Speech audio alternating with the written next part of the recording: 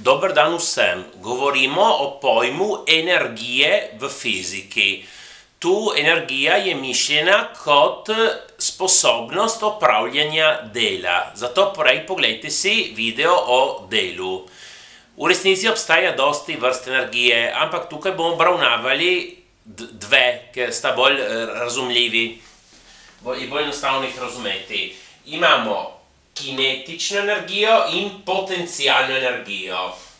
Telo ima kinetično energijo, ker se giblje z določeno hitrostjo.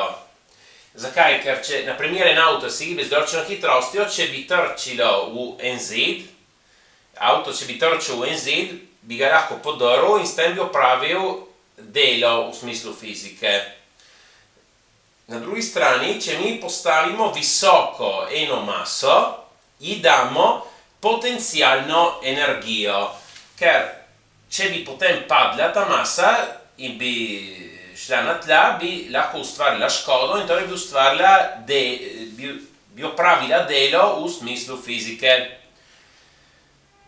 Torej, kinetična energija, vidimo tukaj, je enako ena polovica masa krat hitrost na drugo. Ker hitrost gre na drugo, je dosti bolj vpliva na kinetično energijo, dosti več kot masa. Na primer, en izstrelek bi lahko imel isto kinetično energijo od enega avta. Čeprav izstrelek ima maso le nekaj gramov, ker se giblje z dosti večjo hitrostjo, ko damo na drugo, pride dosti večja vrednost in torej bi lahko tudi imel isto kinetično energijo. Glede potencialne energije, torej beseda potencial pride mislim, tukaj ta potencialna energija se misli na besedo potencial, kot ga rabimo tudi v vsakdanjem življenju. Lahko rečemo, da ena oseba ima potencial, se nanaša na tisto. Prav, tukaj v resnici je jasno, zakaj imamo prav ta izraz. Ker se nanašamo na delo, zato da mi to maso iz višine nič peljemo na višino h, smo morali opraviti delo. In delo čemu je enako? Sila krat pot. Torej, pot je ta h. Premik smo prenesli od nič do sem, je h. In sila, kolikšna je? Torej, telo ima eno težo, ki gre proti dol. Samo zato, da mi dvignemo telo, moramo dati eno silo proti gor, ki je enako velika teži. In teža je masa krat gravitacijski pospešek. Torej, moramo dati eno silo, ki je enako masa krat gravitacijski pospešek, pomnožiti s to potjo in to je opravljeno delo. In zato ta je izraz potencialne energije.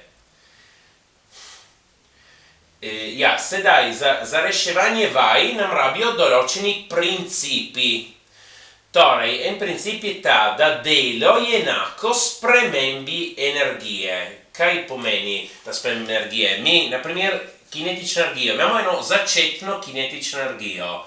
Potem imamo eno končno kinetično energijo, se je spremenila in ta razlika, torej moramo odštevati, od česa je odvisna ta razlika, zakaj se je spremenila energija? Zaradi tega, ker smo opravili neko delo, torej to delo opravljeno prav enako spremembi energije. Torej, ker mi odštevamo dve energiji, bo imeli, in to mora biti enako delu, in delo se meri v džulih, torej tudi energijo moramo meriti v džulih. Energija tako definirana se meri v džulih. Če bi hoteli, bi lahko preverili, da s to formulo dobimo ven eno vrednost, ki je v džulih, tudi s to formulo. Torej, to je en princip, del enako spremembi energije. Potem imamo še en zakon o ohranitvi, ki je zelo važen. Imamo zakon o ohranitvi mehanske energije, ki pravi to, če na telo deluje samo teža, ali pa isto rezultanta vseh sil na telo je enaka teži, kaj se zgodi? Se ohrani vsota kinetične in potencialne energije. Torej, se ne ohranita posamezna, ampak njuna vsota se ohrani. Torej, kaj pomeni? Če smo v eni začetni situaciji, ki imamo eno začetno kinetično energijo, dam kinetična energija z indeksom nič, ta je začetna, plus potencialna energija na začetku je enako kinetična energija na koncu plus potencijalna energija na koncu. Ta ni nujno da je enaka tej, ampak vsota mora biti enaka. In to se lepo vidi pri prostem padu. Recimo, tukaj imamo tla, mi imamo neko maso tukaj, ki jo spustimo. Torej, je na višini H, jo spustimo, da pade.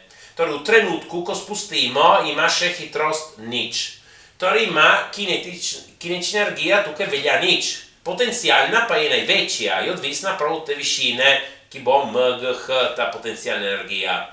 Ko začne padati, povečuje svojo hitrost in torej povečuje kinetično energijo. Istočasno, ko pada, zmanjšuje svojo potencijalno energijo, ker gre proti nižjim legam. In dokler pride sem do tal, en trenutek prednotika tla, torej ima vsekakor potencijalno energijo nič, ker je prišlo do tal, ima pa največjo hitrost, torej največjo kinetično energijo.